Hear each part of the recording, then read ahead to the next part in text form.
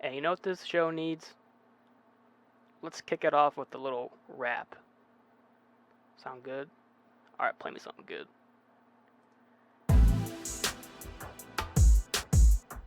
Okay, I like it. Yo, check it. Harvey Weinstein man's trying to touch her. Bump up to the show, it's T with the Usher. Coming back to the mic, lousy show, that's a psych. Lousy flow, that's a psych. Lousy blow, that's a dyke. Popcorn in my hand, like man, that's the plan. Loco in my hand, like king, that's the stand. So sit back, relax, it's really gonna fly. It's the 7th episode, get ready, stand by. What? The Usher with the bomb.tom. Alright, cut it off. I said cut it off. Cut it off. Cut it off.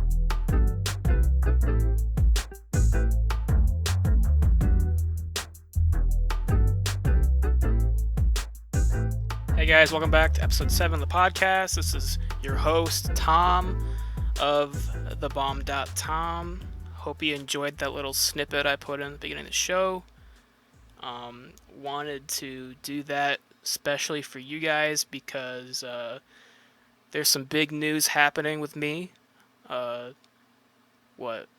Last week I put out a single. I'm not even going to call it a single, it's just something I put out.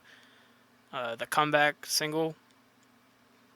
And I just did that for fun. It was like 4 in the morning, and I wanted to do something different than just podcasts, and people seem to like it. So now the big secret's out. There will be an album dropping pretty shortly. I don't know how short, but yeah, it's in the works. I wasn't going to do an album until I wrote that song. And by the way, it took me like 2 minutes to write that. So it's not my best work, but I promise you that the album is going to be 1,000 times better than that single. Yeah, so I'm hyped about that. Got some things planned. So keep listening to the podcast for more updates. Right now, I'm mixing music, getting that all done. I wrote a story for it. There's a bunch of things I want to do with it. If I were to guesstimate when the album is going to drop, not later than Christmas, I think. I don't think it'll take me that long, but then again, it takes a while to get something done like that. I've been working on this technically for 3 years. I've been writing songs just like using a notebook in high school for about 3 years since I was a sophomore. So I have a whole bunch of crap just laying around that eventually I wanted to use, and now the time has come to make an album, and hope you like it.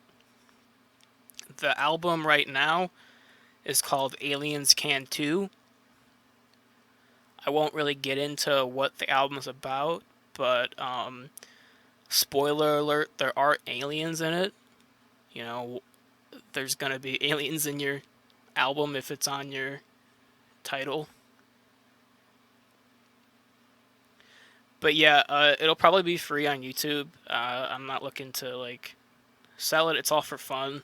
If it blows up, it's cool. But I'm just doing this to finally say I put out some music. Because other than movies and wanting to make stuff with a camera, I've always wanted to become a musician. I play guitar and I'm learning how to play keyboard.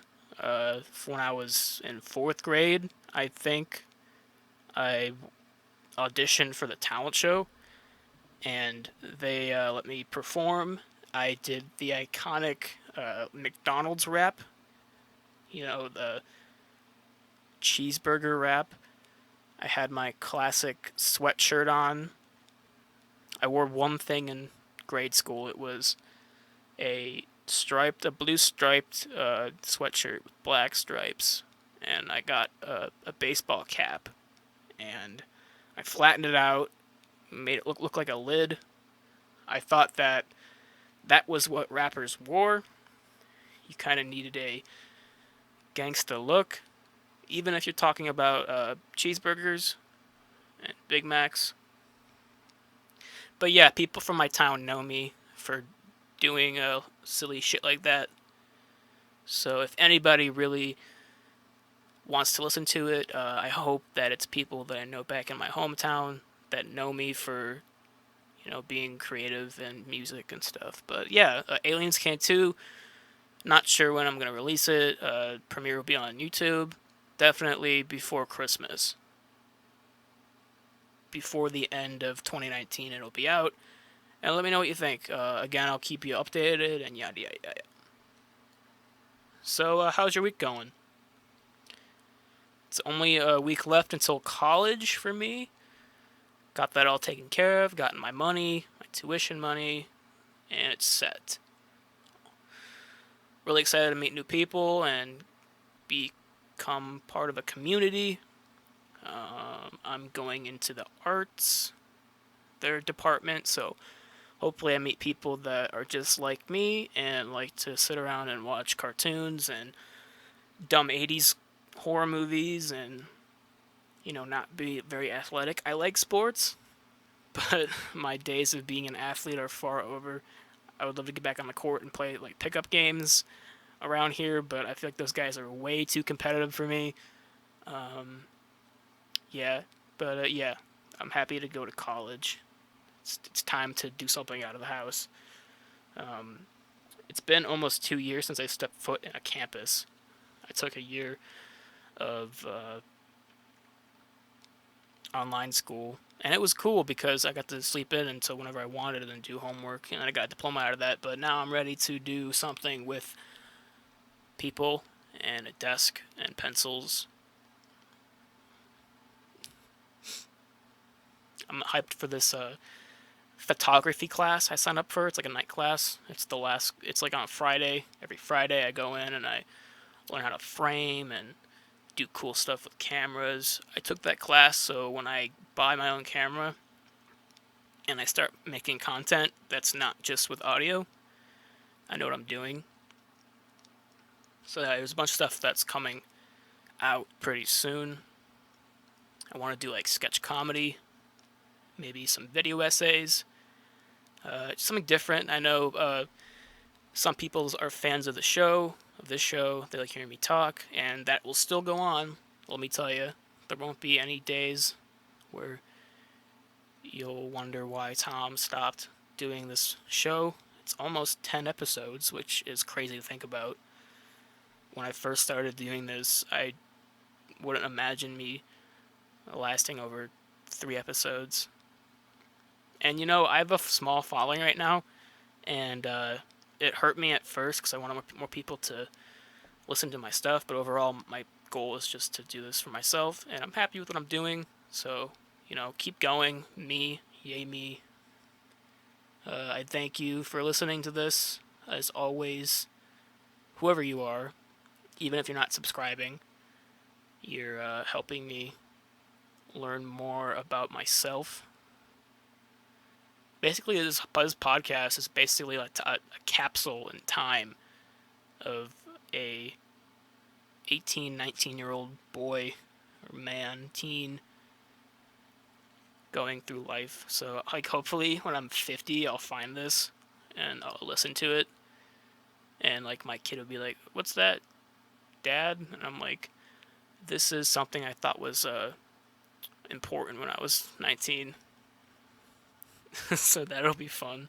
Maybe when I get a camera and I have other stuff, I'll show it to him. I probably won't because there's a bunch of wicked and nasty ideas I have in my head that maybe a 5-year-old should look at. But anyway, again, this episode, there's no really big... Wow, my microphone's really fucking up. I need to get a wireless microphone or something. Something without as many cords. I don't think they sell wireless microphones. I could be wrong, but my desk is really small and I have so much shit on it that, like, my wires are just everywhere. I can't get anything done and talk for an hour without hitting one. But no big podcast movie review today. It's just another low key one. I think you guys like the low key ones a lot, uh, which it'll be nice to then, when I do see a movie and that comes out, it'll be more special because you haven't listened to a new movie review in a while. I still review movies, but they're not something that is brand new, you know? I think the next movie that I really want to see is It Chapter 2. Nothing. Oh, Good Boys comes out like in 2 weeks. I don't know if I'll review it, but I'll probably go see it eventually. But I didn't see Scary Stories to Tell in the Dark. I did see another not Tarantino, uh, Del Toro movie that he directed this time. I'll get into that a little bit later. That's kind of like the big thing.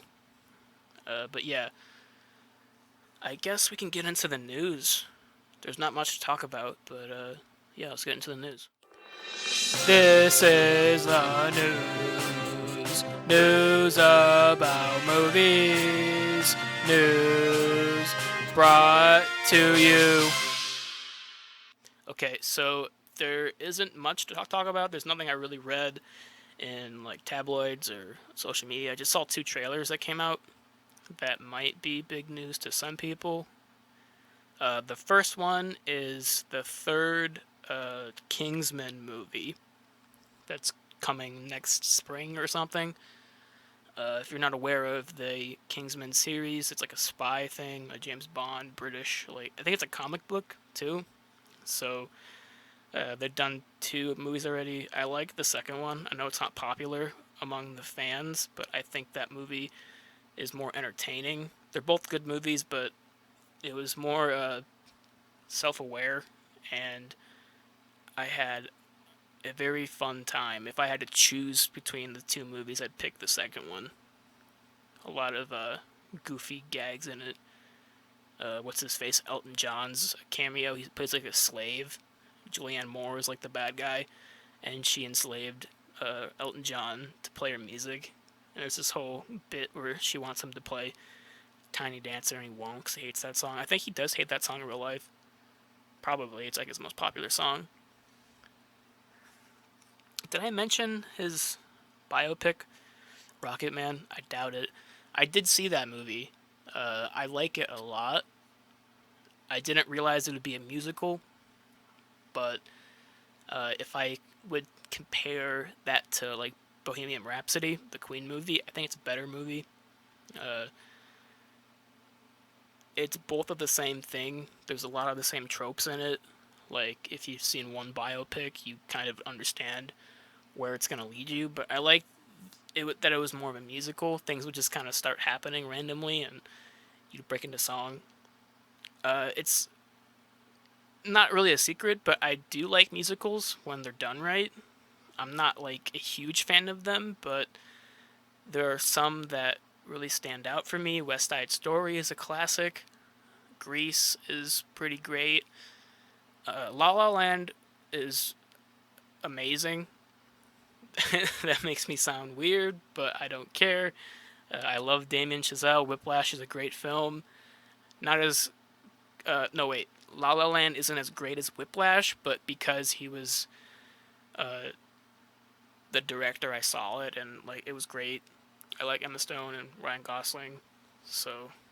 But when I was working at a theater, I saw that movie, and it came out, and that was during a time where I kind of was lost, and I didn't know where I wanted to go. I loved movies, and I was still writing quite a bit, but I didn't know if I wanted to take it to that route. And then I saw that movie, the opening scene where they're like dancing in a highway, and I was like, "Yep, I want to do that." So it heightened my drive to make more movies. I know it's weird to say that La La Land was the movie that really got me to get back into my roots, but it did. I don't know. I saw it at the right time, and it was.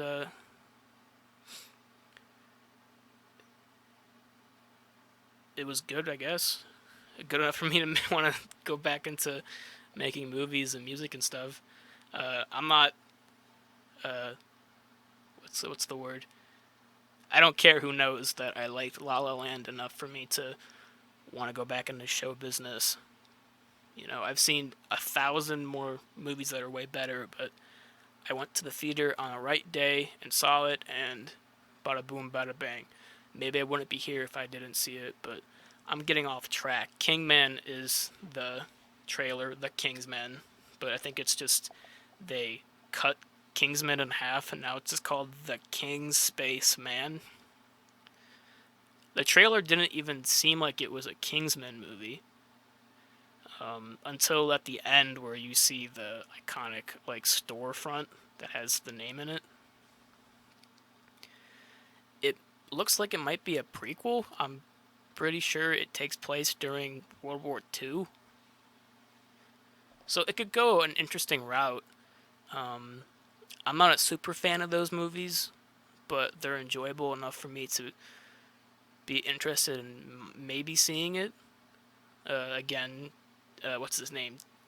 Taron Egerton. Sorry, I butchered that name, but he also played Elton John in Rocketman, and I loved his performance in that. So if he keeps doing good, I might go see it again. Or not Rocketman, the Kingsman movie. But yeah, that's out. I'm I'm sure you've seen it somewhere or not. I don't know my audience because like everybody that listens to me is people that I know back home, and I'm pretty sure that none of them are as into movies as I am. So I'm hoping that there's people branched out that don't know me personally that listen to my stuff that know I'm talking about. I'm talking to you directly. You've probably seen this trailer, so make your own opinion based on the trailer. Uh, it looks weird enough for me to be interested in it, and that's my final thought. We'll see come April of 2020. And then the second trailer, let me get a sip of my drink real quick.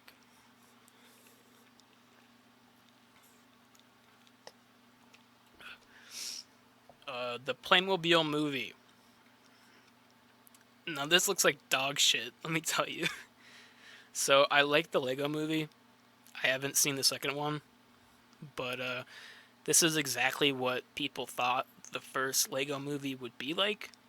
A cash grab with children's iconic toys that shouldn't be made, and then they made that Lego movie and they proved us wrong, and people were out backlash the Oscars saying why didn't it get nominated for an award. But now they went ahead and made the Playmobil movie.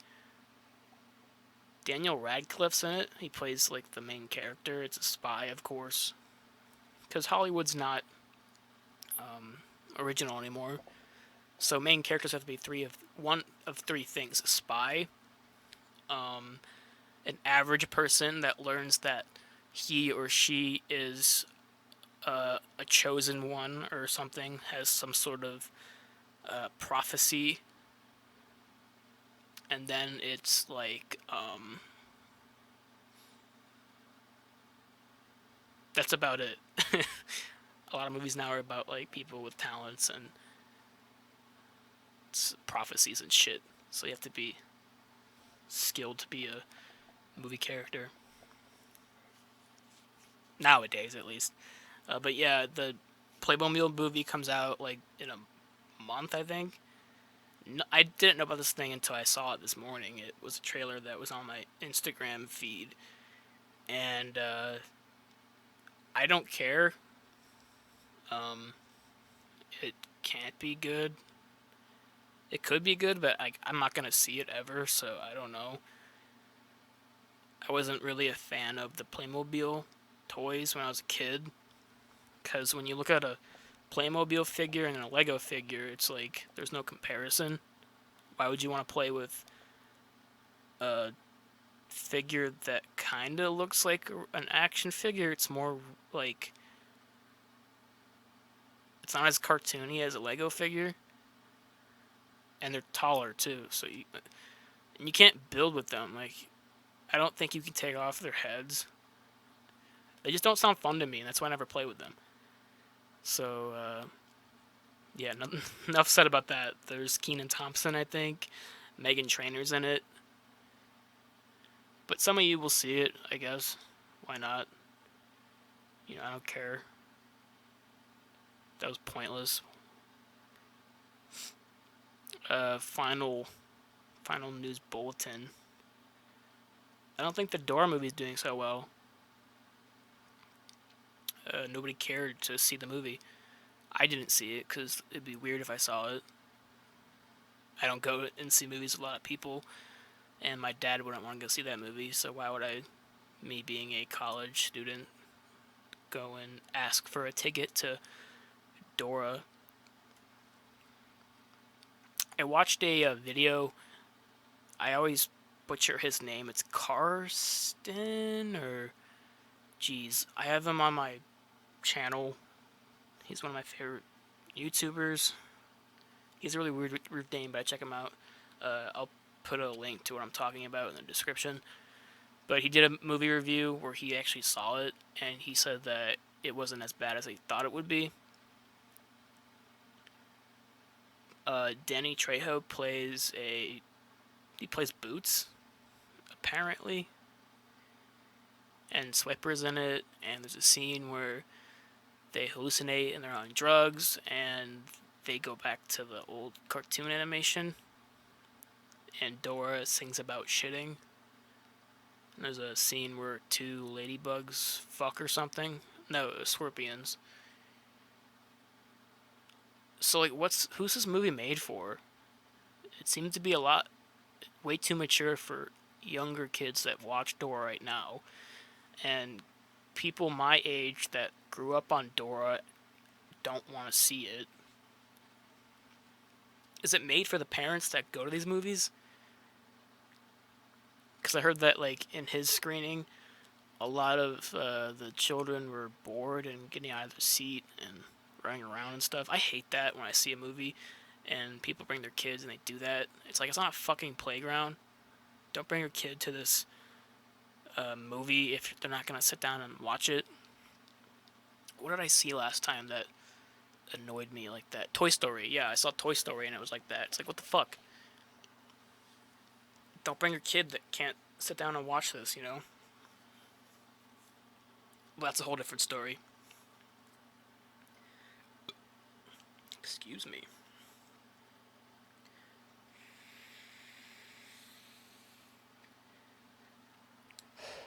Okay, what else are we gonna talk about? I watched the Rocko's Modern Life special. I was pretty hyped for that. I think I mentioned it in the last episode. I wasn't expecting it to be 45 minutes long. It's kind of a bummer. I want it to be at least feature length. They say it's a film, but I would argue that it's more of a short film. It's longer than a 2-episode block on Nickelodeon, but it's not a film. So, if you haven't seen the special on Netflix, I'd stop it right now, this episode, and go see it, come back and listen. 3, 2, 1, okay. So, Rocko's Modern Life, I think it's called Static Cling, or whatever. If you don't know what I'm talking about, what show this is, it's a cartoon from the 90s. It's the same creator from one of my all-time favorite cartoons, Camp Lazlo, from Cartoon Network. Rocko's Modern Life is about a wallaby living in a town in the 90s, and it's his experience living through a changing world. He has a friend, a cow named Heifer. He hangs out with this tortoise guy. I always forget his name. Sorry. And he has a dog. And just a bunch of shit happens. It was like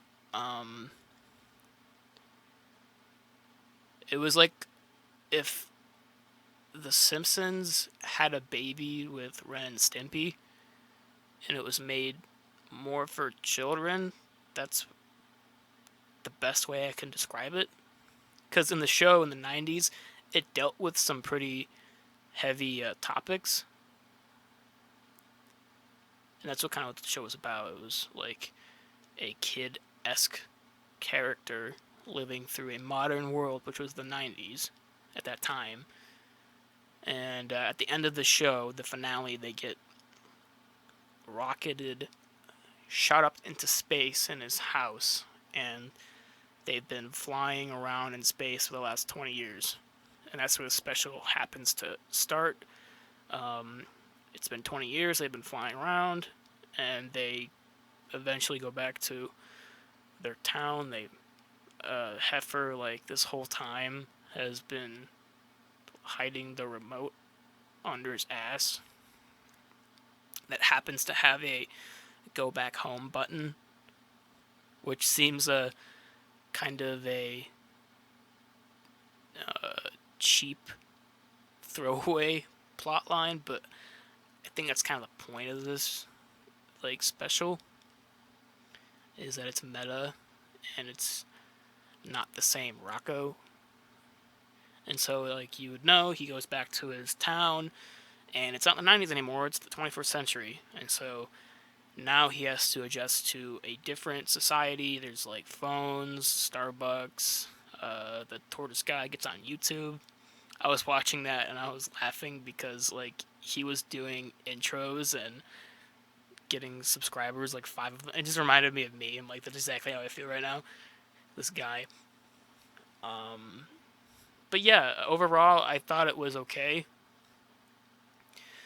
I wasn't just disappointed in it. I think it captured pretty much the same essence of that show back in the 90s. I wasn't born in the 90s, but it was a rerun that would happen to play on Nicktoons, along with, like, Angry Beavers and Ren and Stimpy and Real Monsters, Rugrats. I love those shows, so it was fun to see the show be back on TV. Nickelodeon wouldn't air it on their, like, channel. I see why, because there's a lot of, like, suggestive things even the show maybe couldn't have, like, had on national television. The big twist, I guess. Let's talk about the plot real quick.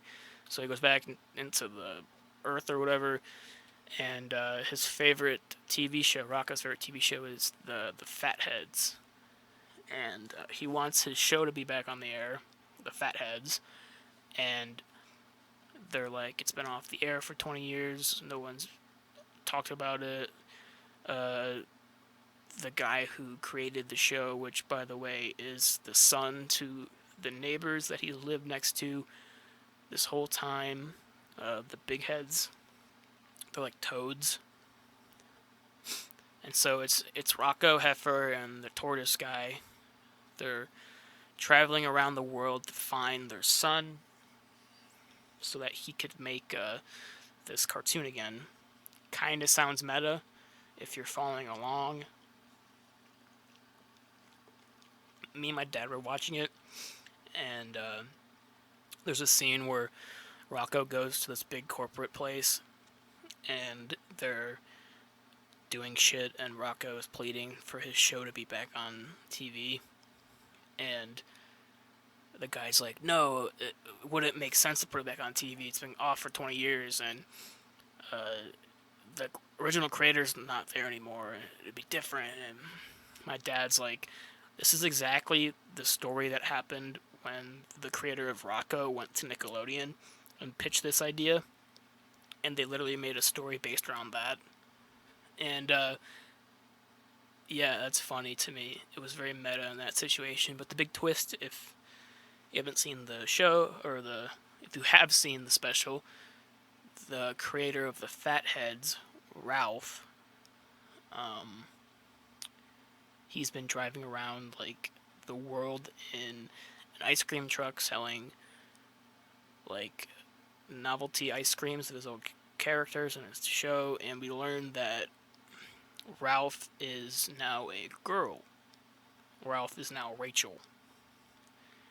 And I'm like, oh, so they're gonna tackle like transgender. That's pretty like progressive and makes sense nowadays because that's a huge like um, topic and what is changing in the world. That's pretty neat. I wonder how Rocko's gonna like adjust to that. And I didn't realize how progressive Rocko was as a character already because him and his friends don't care. Like they're like, well, sure, whatever, fine, make us the cartoon. The conflict there is when Mr. Big Head, his dad, learns that Ralph is now Rachel, and he has a hard time like dealing with it. And that's where I was like, well, wait a minute.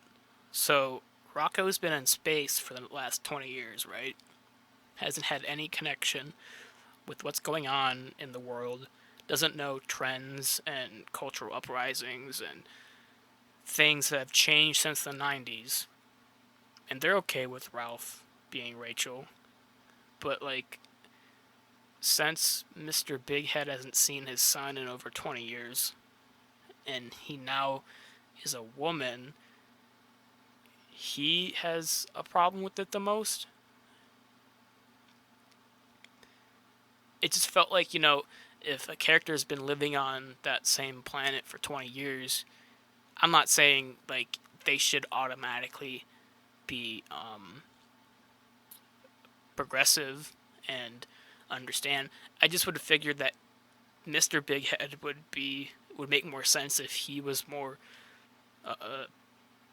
progressive because he's lived 20 years and like he's seen how society has changed and gender equality and identity has been a huge topic in our whole living. But yeah, those two characters, or Rocko and his friends and Mr. Big Head, were kind of swapped because Mrs. Big Head doesn't care. She has this scene where she's like, I picked out these shoes for Rachel, and she's all like, yay, I have a daughter now. And Mr. Big Head's like, well, my day's been shitty. I got fired, and now my son's a girl. So I guess there had to be a plot conflict. It's not a big nitpick. I just thought it was weird that the characters that haven't been in the Earth for 20 years were more like okay with that than somebody that's been living that for 20 years. Enough with that though, because I like it because it gets resolved in the end where they understand each other and there's this whole monologue about change and Rocko, he finally gets to see his beloved cartoon and he's upset with it. Like he's like, well, wait a minute, my show is different. And then there's like a different conflict, like for 10 seconds, and they're all like, but Rocko, don't you understand? Like, uh, change is always gonna happen, and you gotta like go with the wind and stuff, and your show is not gonna be the same. Nostalgia isn't the same. So, other than that, I was like, okay, that was what I expected it to be, and it just ends.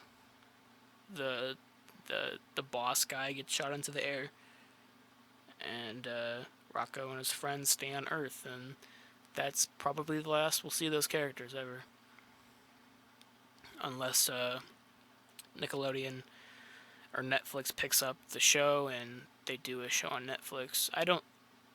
They might, like, maybe. I could see that happening, but they shouldn't, in my opinion. I think where this special stands,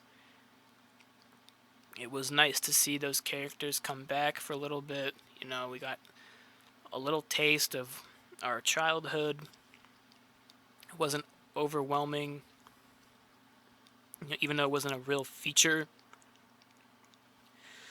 The short film had a nice A to B to C plot, middle ending, and it ended, and I'm okay with that. I can move on now. Now, what I want to see is a Camp Lazlo special because that would be dope as fuck. I think that show is extremely funny. It might be funnier than Rocko, but I have so many memories watching Camp Lazlo with my brother and quoting things. But yeah, I won't really rate this because it's not really a movie. It's a short film, special-esque. It was fun. I had a good time reminiscing. I had a big bowl of Lucky Charms in my hand, eating it. I felt like I was watching Saturday morning cartoons again, being a little child. And yeah, I'm gonna move on. It's like I give it 2 thumbs up. Good job, Netflix, for bringing back that show. I'm excited for Invader Zim. There's been a lot of backlash about the whole Rachel and Ralph thing. I don't get it because a lot of people are like, they ruined my childhood. And they totally missed the whole idea of what that special was about. I just picture them, like, when the reveal happened, them just, like, pouting in a corner for the rest of the special, not listening to what the message is, and glossing over that whole thing, and then going on Twitter like, what the fuck happened to Rocko? Why is Ralph a girl? Like, was Ralph ever a big character in that show? I like Ralph, but, like, he's basically the same character. He has longer hair and wears a dress. Same voice and everything. I watched that show because of Rocko and his dog, who liked mops. Also, yeah, I forgot to mention, a lot of, like, other than the transgender stuff, there's a lot of other things that I've noticed, like commercialism. The dog has an addiction to mops. That's been a thing that's been going on through the whole show, but he learns that he can buy mops on the internet now, so that's like a nod to like people who buy way too much shit on Amazon. The need to be like famous on the internet.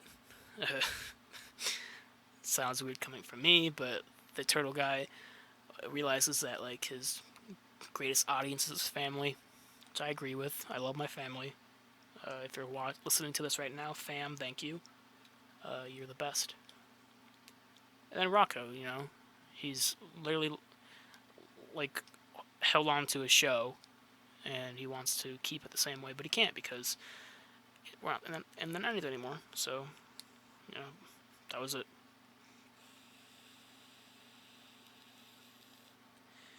But yeah, Invader Zim comes out in like a week or so, I believe. So you'll probably hear me talk about that next episode or something. But let's move on to our big review of the day, our feature. Over the weekend, me and my dad sat down, watched a couple movies. I watched almost all the Rocky movies, and that made me nauseous. Rocky 1 and 2 was pretty good, and then once you get to like 3 to 5, we haven't watched 5 yet, but today is watching 4, and I'm like, I can't watch the same movie 8 times. But we're not going to talk about that right now. We're going to talk about a different movie, a Guillermo del Toro movie. I don't know what year it's from. Let me check. Guillermo del Toro filmography. Here's what I found.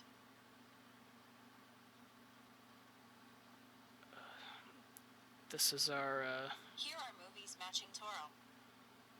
this is our Apple plug of the day.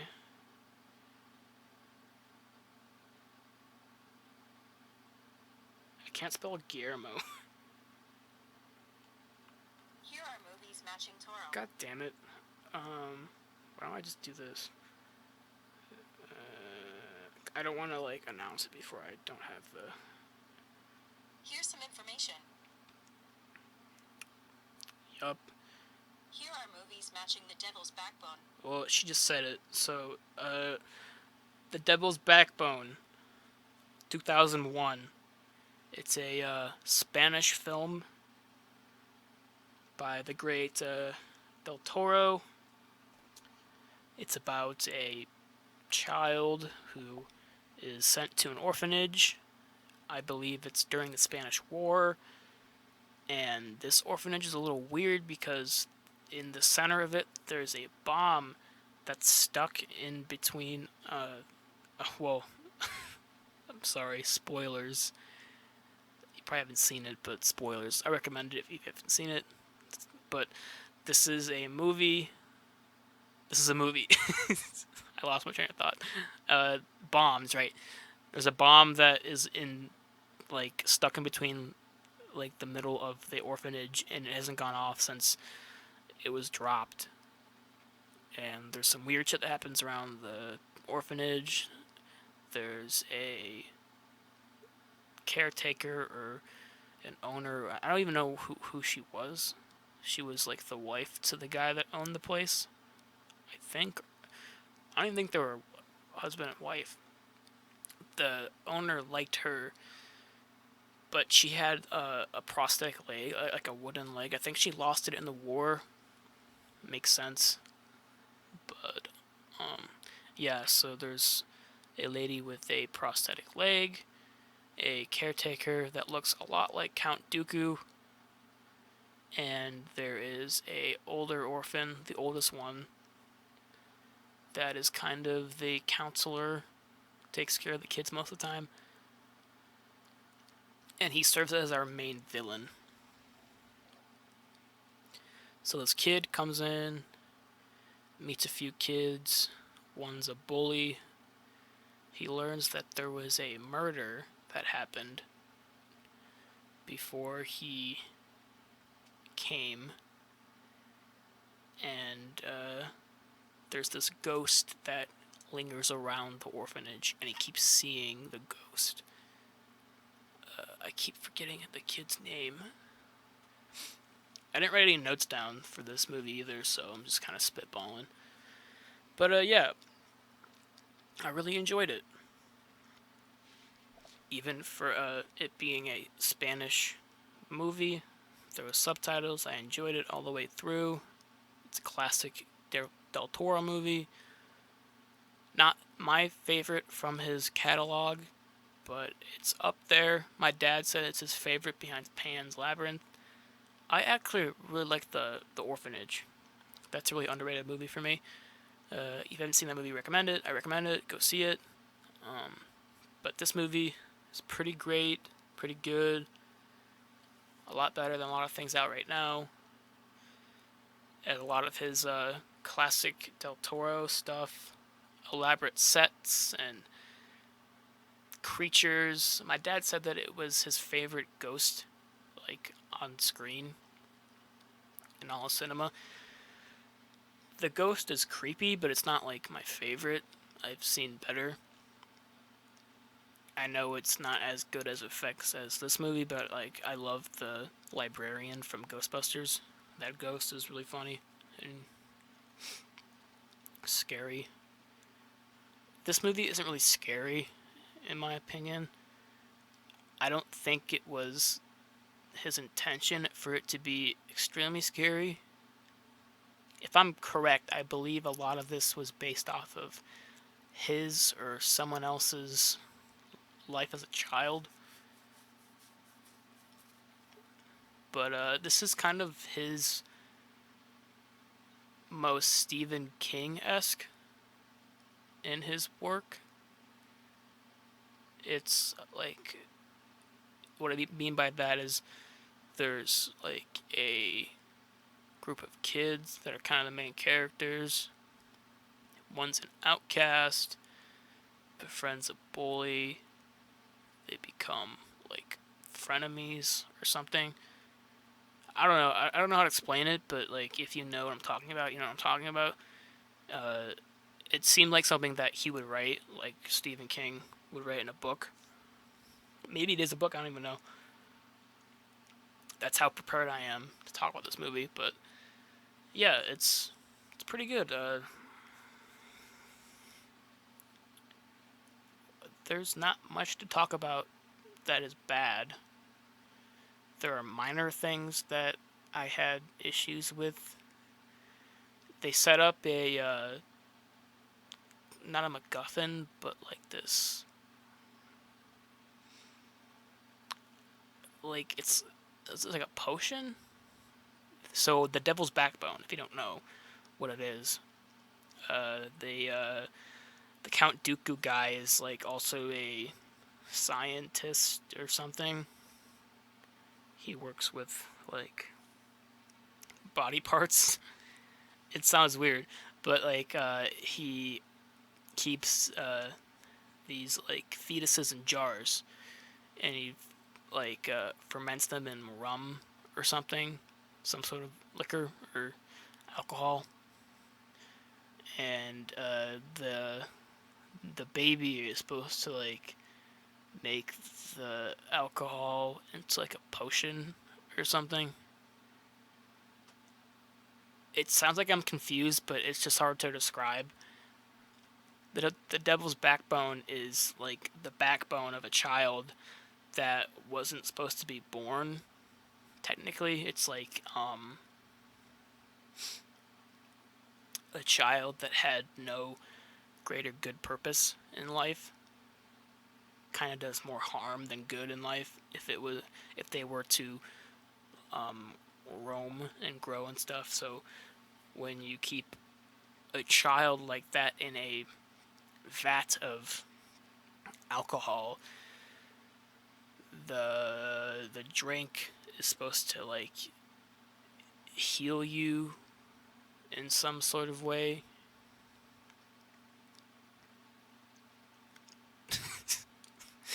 Yeah, something about like it's like fuck. I sound like I don't know what I'm talking about, but it's just hard to describe. Maybe I don't know what I'm talking about. I'm trying the best I can. He drinks it and he's like, well, if somebody is like in pain or like has mental issues, it's supposed to make you competent and yada yada yada. It's supposed to be good. And he offers it to the main character because he's not fitting in pretty well for the first half into the second. And he offers it because he thinks that the kid needs to be more competent and not so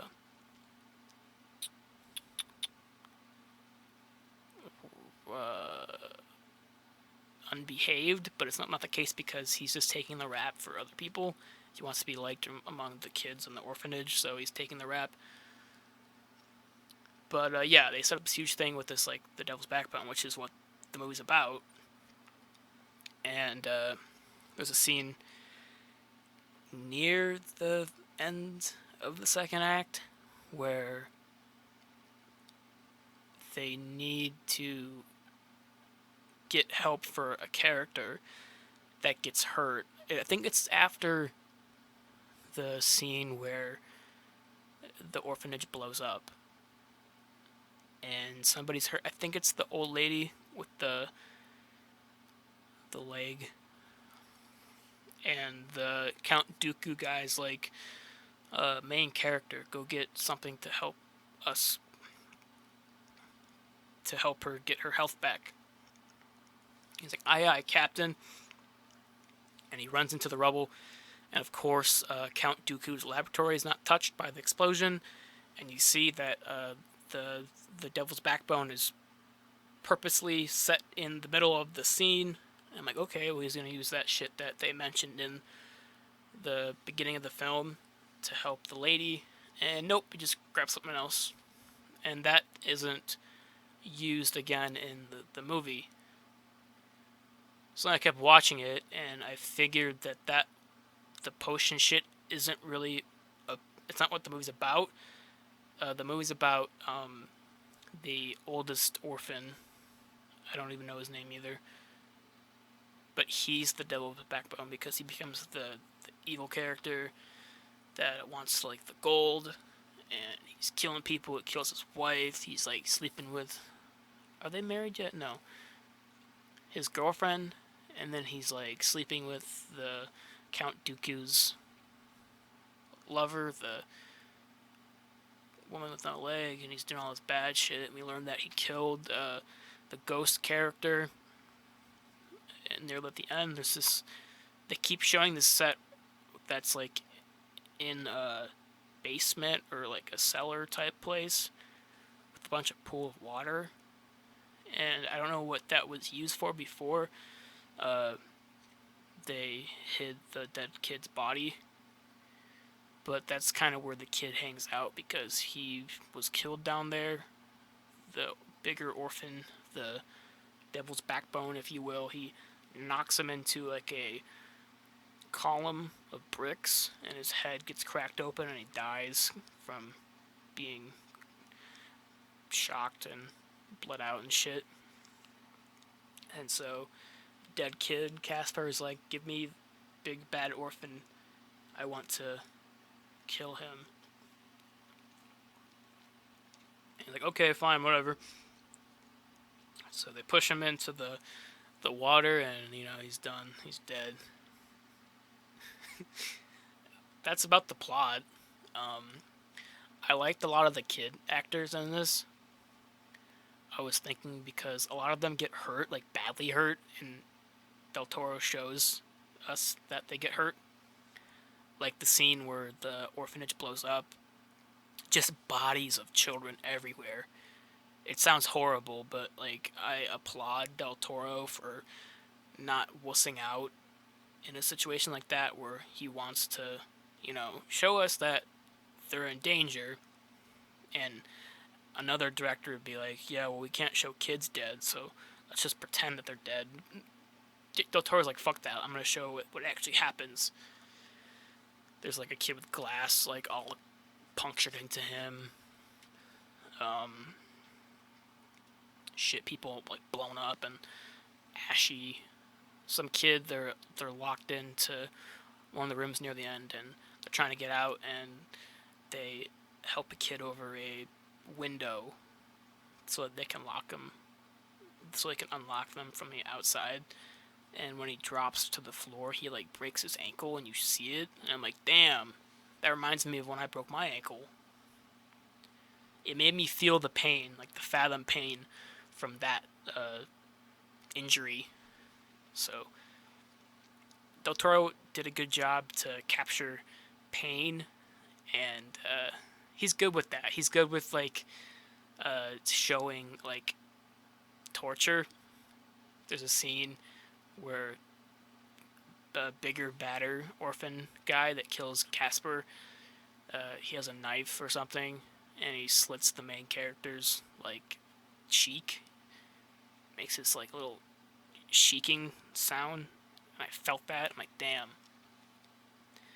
If there's things that he's good at is showing pain, and then the kids take like they whittle sticks and shit, make like spears, and they're trying to lure in Big Bad Orphan down to meet Casper in the pool, and they're like jabbing at him with these spears. Like one kid's like stabbing him in the hand, other one stabbing him in like the shoulder.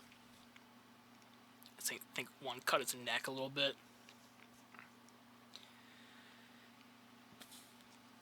It was shit, man. Something else. I enjoyed it a lot.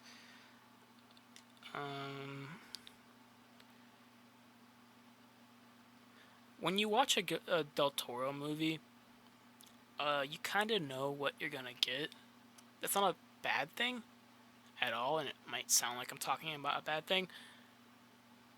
Uh, and I like that. Like, usually when I mention this stuff, it makes. I'm trying to talk. Sorry. So Guillermo del Toro has a bunch of stuff that he uses in his movies a lot. Like he uses big sets, and he likes his creatures and weird characters, and mostly his shots are pretty the same. He likes to use a lot of dolly shots and big wide shots, and they're all relatively the same.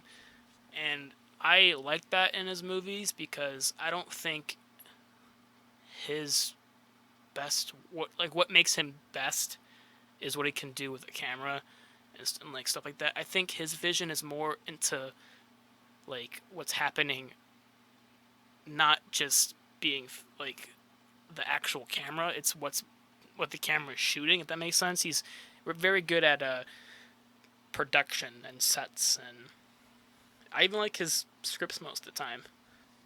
Like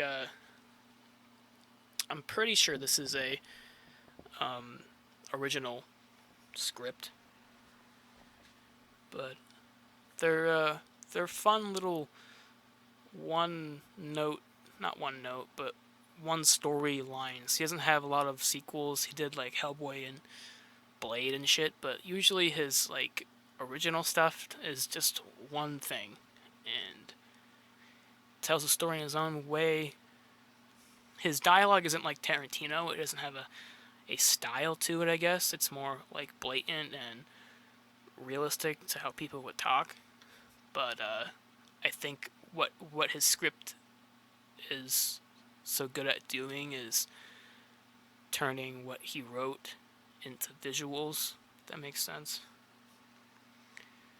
But yeah, anything else about that movie, Tommy Boy?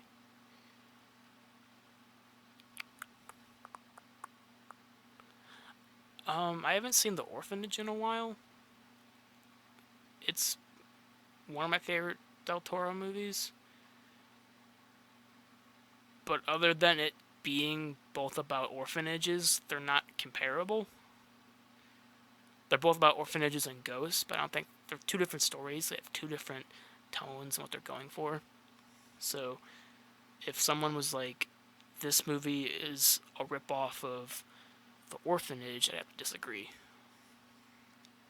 But I'd love to go back and watch that movie sometime. But yeah, that was pretty much all I want to talk about with that movie. The Devil's Backbone. I'm not sure if it's on Amazon or Fandango. It's probably on one of those services. I'm gonna have to buy it. It's probably like $4. I'd get it on HD. It looks good. I didn't watch it in HD, but I'm sure that it looks great on it. Even the DVD copy looked good. If you want to sit and watch subtitles, go for it. I don't know if there's a dubbed one, but I wouldn't watch it dubbed if there is a version of that. It takes away from the authentic feel of his vision. But yeah, I give this a strong 7, maybe an 8 after another viewing out of 10. It will be a nice, fun watch again, I guess. I'll watch it again. It's rewatchable, for me at least. But cool, yeah, we got that out of the way. What else do I want to talk about before we end? Let's check the time. It's that time again to check. Oh, we got about an hour in. It's not bad. So I guess we can answer a few questions. Because why not? Let's pad the runtime. Let's see here. This is the same website that I used in the last episode. It's dummies.com because I'm a dummy. So the first question I want to talk about is, will 3D stick around? The ongoing debate around the use of 3D images in digital cinema provides a great excuse to think through the conclusions of the industry, technology, and creativity that characterizes cinema. So it's asking, like, will it stick around? Yeah, probably. Because, you know, look at like Avatar, right? Everyone saw that movie, and if you saw that movie, it was in 3D. Imagine that.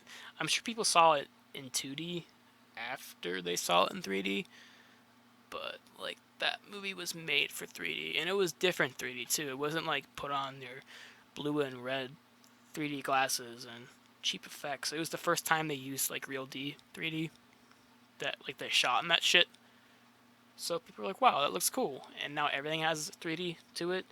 It makes me wish there was less 3D, but I don't think that it will go away. Because, like, you have your Marvel movies, and even Disney puts out movies. Like, I'm sure Lion King looks okay in 3D. I wouldn't see it, but it probably looks good in 3D because that movie was made for the visuals. If they keep making movies that are made for visuals, like besides like trying to tell a story and it's just a dumb popcorn flick, yeah, they'll keep 3D around. I wouldn't be surprised if they start making like streaming services that have a 3D option, like for your 3D TV.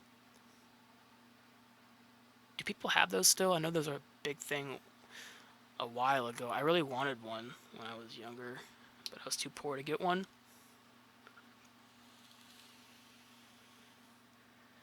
But now the people that have them don't use them for that effect.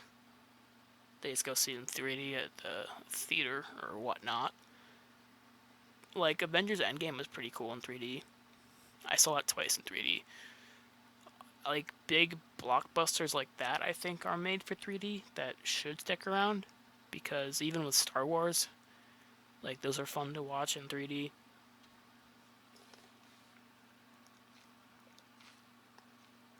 Now, will it bring in profit? It depends on like what you're gonna do with 3D. I doubt that they put 3D uh, options into a rom com or something like a Tina Fey movie or something, a Mindy movie. That girl from the Mindy Project. I don't know her last name, Kapling or something. They wouldn't put it in. I don't know. Uh, it might be cool in musicals. Maybe if they do it right. I haven't seen a 3D musical. What I want more is 3D horror movies, like people that use that real D technology in like slasher movies and stuff, or at least I think the Paranormal Activity movies used 3D for a while and they just stopped. I don't know, but I would definitely go see a horror movie in a 3D room screening. So my answer is yes, it'll stick around for a while. I don't see it dying down. People might not choose to see it over a 2D movie, but there's still an audience for it. So yeah, we'll see. You know,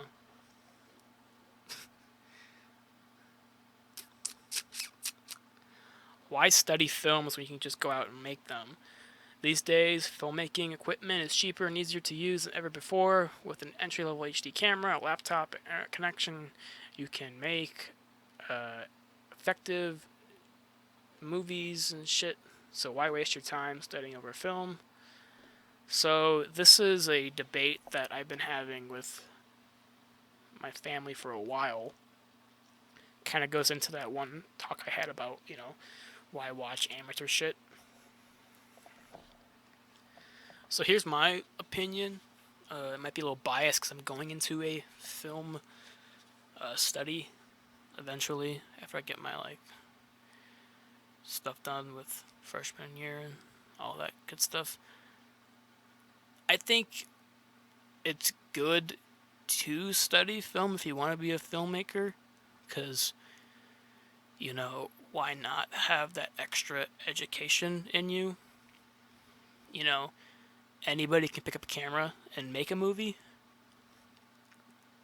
but people that study it and kind of have a better understanding of how to make movies will probably be more successful than people that just do that. I mean, that wasn't the case for everybody. Like Steven Spielberg didn't go to film school. I'm pretty sure Kubrick didn't attend a film school. I could be wrong, but that sounds like something that he wouldn't do. Let's ask Siri, because I'm a bunhead. Did Stanley Kubrick go to film school? Here are some Stanley Kubrick's. Stop.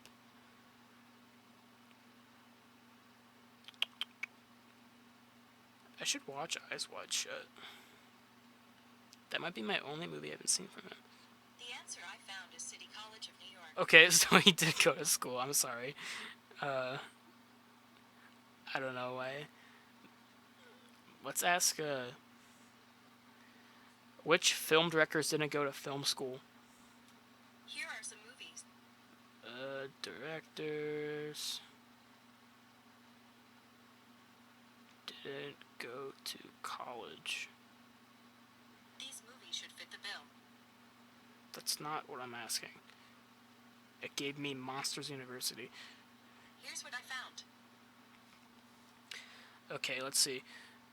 So I'm on flavorwire.com. Let's see what. So Tarantino didn't go to film school, apparently. Terry Gilliam.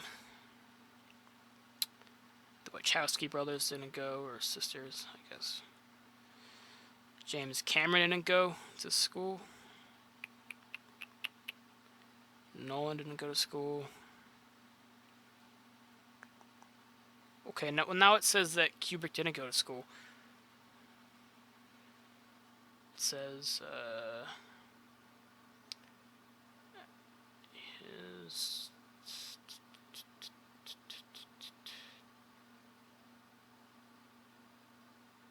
So I don't know. Maybe. Fuck. I sound redundant. We're gonna find out. Did Stanley Kubrick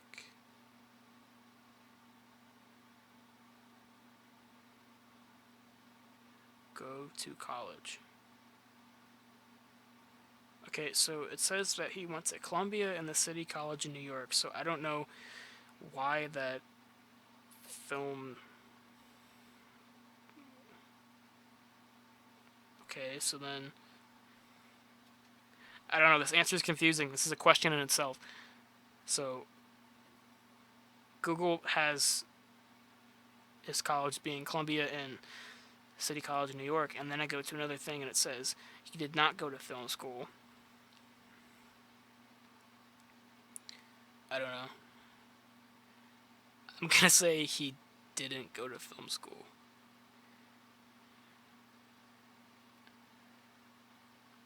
But anyway, I guess the point I'm trying to make is that you have those famous directors have little to none education and go on to make some of the biggest movies ever made.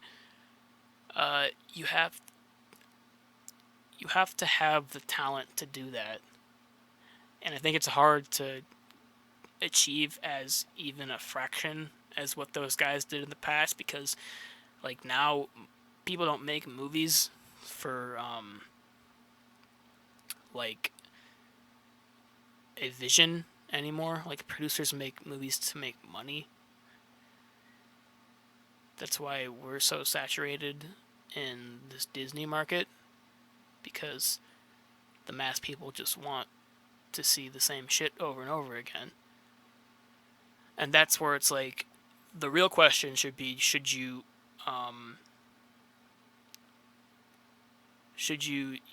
use that time into studying film? And that's up to you, I guess. Because like if you go and study films, get a degree in something, go make a movie that not a lot of people will see, compared to like Avengers, you might feel bad about yourself, you know? You're like, why is Avengers 7 getting more popularity than a movie that I really wanted people to talk about?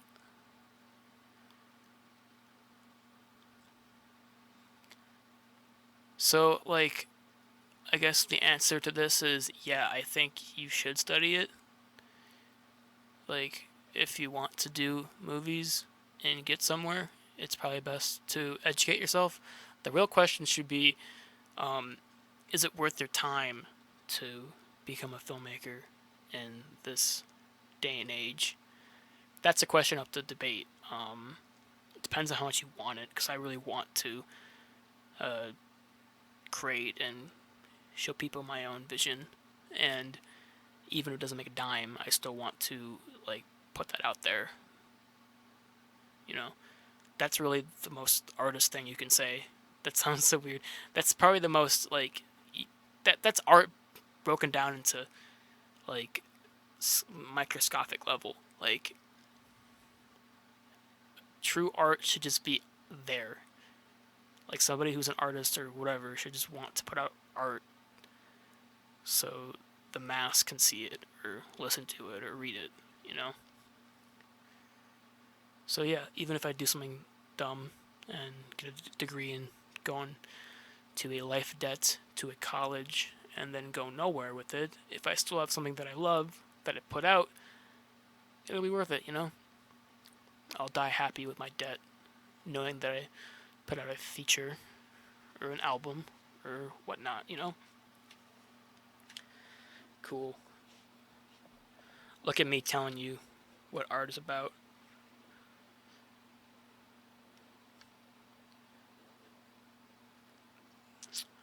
Yeah, so that's about all the questions on here. I'll have to find more next episode. I think we'll stop here then, you know? Not much else to talk about. Next week, maybe we'll have a guest, maybe not. I want to maybe have him on for a episode 10 special. So we'll just have to see. Again, nothing planned for next episode. Just whatever I feel like talking about, because there's not much out. Maybe I'll talk about a Kubrick movie. I just forgot. I didn't watch The Lighthouse, by the way. I was so caught up in doing college and working on the album and stuff, I didn't have time to. So maybe I'll do that. Maybe do that next week. Yeah, let's set time to watch The Lighthouse and discuss it next week. If you want to keep up with the show, follow me on Twitter. It is just ThebombdotT. I'll put a link in the description below if you want to subscribe to me if you're already not. There's that option. I want to thank you for listening. Again, as always, this is your host, ThebombdotTom. What else? Oh, iTunes, nothing yet. If anything, we're going to wait on that because now with this album, I might want to put it on iTunes. So we'll have to see. It'll just be this podcast will just be a YouTube thing for now. But yeah, Twitter, I'll keep you posted on what's going on with the album. Maybe drop a few behind the scenes things. Just spread the word, guys. You know, I'm a cool guy. I think I can reach a wider audience with my charm. Alright, cool. Yeah, thanks guys again for listening. I hope you enjoyed the show. See you for episode 8. And remember to please silence your cell phone when you're watching a movie. Take care, guys. Peace.